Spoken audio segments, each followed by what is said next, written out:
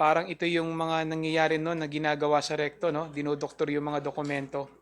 Ganyan inilarawan ni Zambales Representative J. Kong Hoon ang umano'y gawa-gawang acknowledgement receipts ng Office of the Vice President at Department of Education.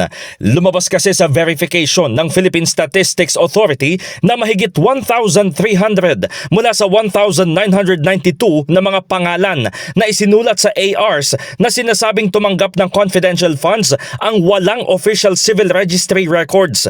Batay sa liham sa House Committee on Good Government and Public Accountability na may petsang December 11.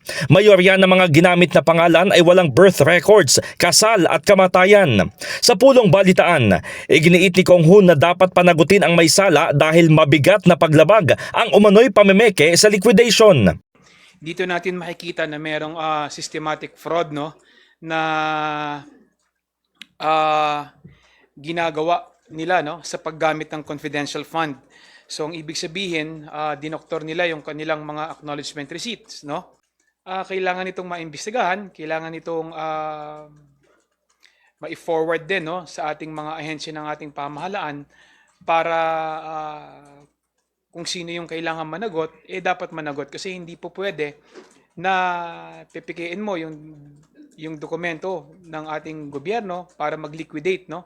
Kumbinsido rin sila Union Representative Paulo Ortega V na tila nakahanap na ng katropa ang sikat na si Mary Grace Piatos. Malinaw naman para kay Representative Jude Asidre na mayroong motibo ang mga tanggapan ni VP Sara na doktorin ang mga dokumento dahil hindi lamang ito iisa o dalawa. Samantala, inihayag ni House Speaker Martin Romualdez na nakatakdang bumuo ng isang tri-committee na tututok pa rin sa mga isyu ng pangalawang Pangulo. That's become famous that the Blue Committee was originally a tri-committee that was supposed to be the Good Governance Committee with the Appropriations Committee and with among others the DepEd or the Education Committee to review the accounts of the Vice President and the DepEd. So that's what became the tri-committee, which is now known as the Blue.